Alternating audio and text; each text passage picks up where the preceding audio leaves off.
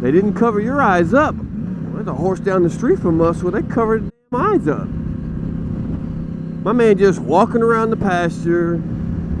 Gotta use his ninja skills because he can't see. Maybe they think that horse is a former Jedi. Or maybe that horse is a Jedi in training. Never even contemplated that. Huh. May have to ask that horse if he knows Yoda or Luke Skywalker. Luke, I am your father. Alright, ladies and gentlemen, it's Tuesday Tale time.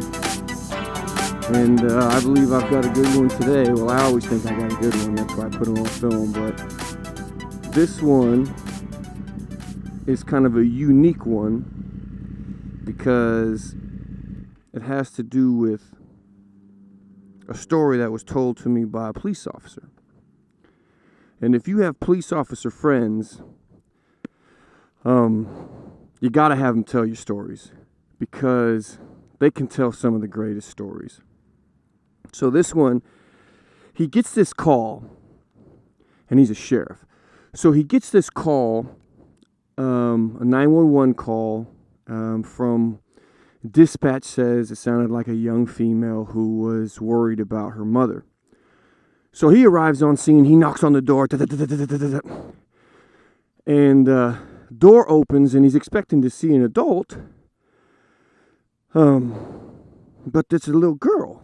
So he leans down and he says, "Hey, how's everything going? Are you okay?" And "Are you the one that called 911?"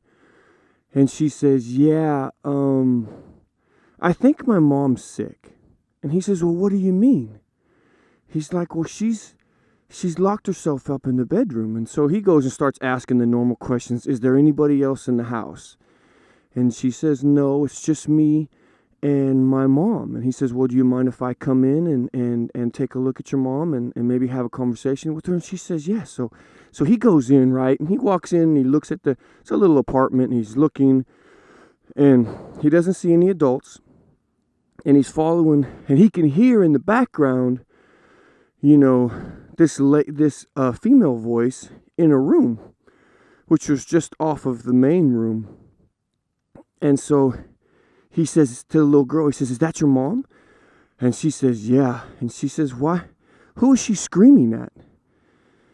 And the little girl says, "She's not screaming at anybody in particular. There's nobody else in the room." And so my friend goes, "She's making all that noise and she's yelling, but there's nobody else in the room?" And she's like, "Yeah, that's why I think my mom's not feeling good." So by that time, they had gotten up to they were up against the door, and he could hear her outside, and he's asking her, does your mom have any weapons in the room? And she says, no. She says, no knives, no guns, no anything like that. And you're sure she's by herself? And the little girl says, yes. And about that time, the lady opens the door, and he goes, whoa.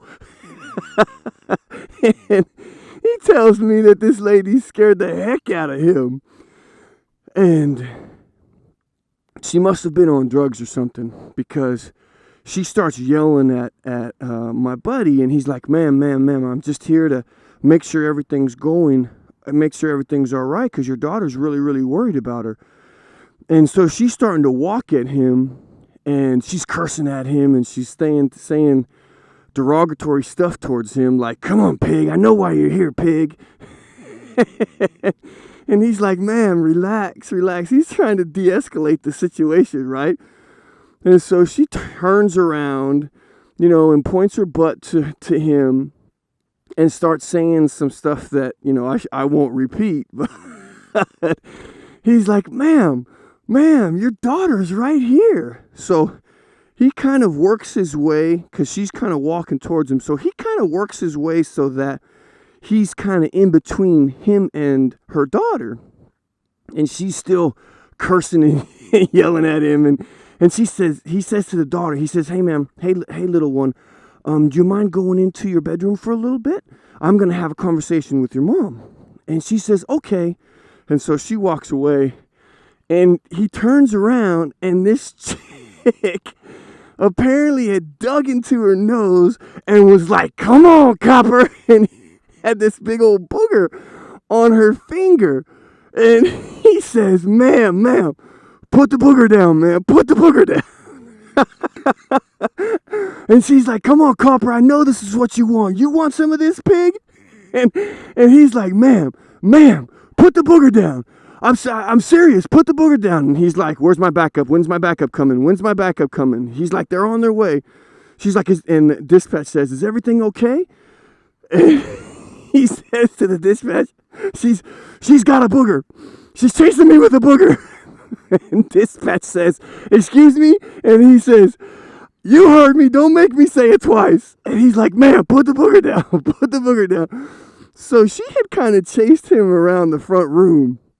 And while he was up on the couch, and there's a coffee table, so they're kind of playing tag almost in between the coffee table. And he's like, ma'am, you got to put that booger down. And he noticed that there was a blanket on the couch.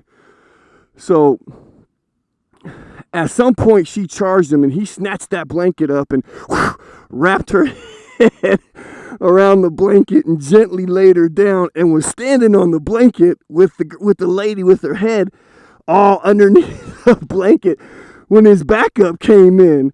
And he's standing there, and they're like, what is going on? And he's like, man, she wouldn't put the booger down. She wouldn't put the booger down. She had what? She had a booger. And when he was telling me this, God, that was so funny to me. I honestly hope you think that was funny, because these cops, man, they have to deal with a lot of stuff. And I know when he woke up that morning, he never ever thought that he was going to be chased around a small apartment room by a lady wielding a booger. So anyway, I hope you have an awesome day. I hope your weeks ahead are awesome, and every day you get a chance, make it delicious. I'm gonna get on this R1 now, because I can, and I'm gonna go ride around. Not too fast, but I'm gonna ride around, and I think I figured out my whole bike starting problem, so we should be good to go. Maybe not. Oh no! Are you gonna die again on me? Tell me you're not gonna die again on me. You died again on me.